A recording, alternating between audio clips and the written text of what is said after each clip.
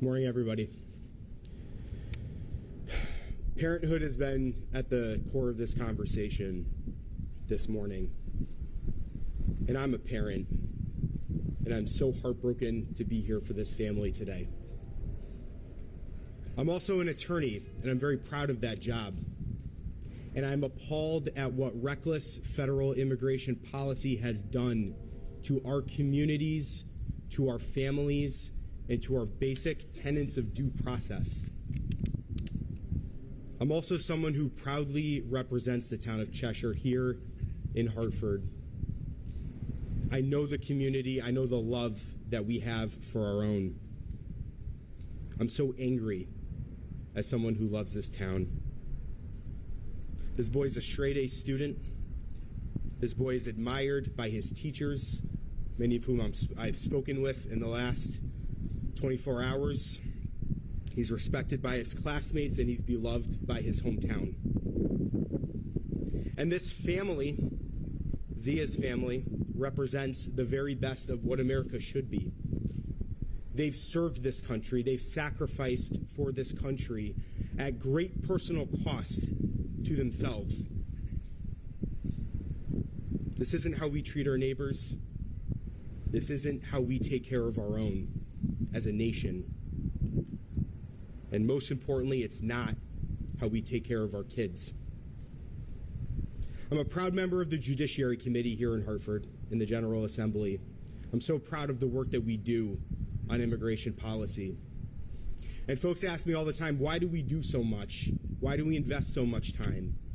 Why do we have a Trust Act that protects our immigrant communities? Why do we instruct our local and state law enforcement not to get involved in ICE activity unless there is a warrant, unless there is a dangerous criminal in the situation? Why do we try and place limits on where ICE can act? Why do we tell them not in our schools? Why do we try to tell them not in our courthouses, not in our hospitals, not in our parks, not in our places of refuge? This is why.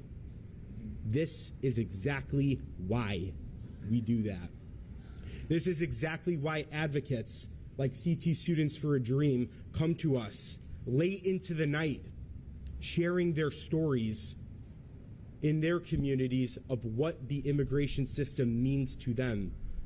Right now, we need to remember those stories, but we need to act on those stories. I just want to thank our students' legal team, Lauren Peterson. We went through this in Meriden this year with another high school student who was detained just a week before his high school graduation. I know the power of what legal advocacy can do right now. Lauren, thank you so much for what you do. I have such respect. We all have such respect for what you do. I want to thank Senator Blumenthal. Again, your effort on this specific issue is dogged. It is persistent. And we cannot say it enough how much we appreciate it. Governor Lamont, Attorney General Tong, all of our constitutional officers, thank you for being good partners as we look to strengthen our immigration laws. But most importantly, thank you to our local leaders who are here with us today. Thank you to Mayor Peter Talbot and the Town Council. Thank you to Samantha Rosenberg, the BOE, our Superintendent Jeff Solon, who has made a very powerful statement about what this means for the schools. Most importantly, thank you to our community, our parents, our teachers, our administrators, our classmates who have shown up and who have spoken out. We need it right now. Let's work together. Let's fight together. I know what this road is. For those of us who have been down this road before, it's one that requires a lot of endurance, but let's be the village that this family needs right now. And we always have to remind ourselves of the challenge of this particular moment right now. The world is telling us there is an us and there is a them. There is only us.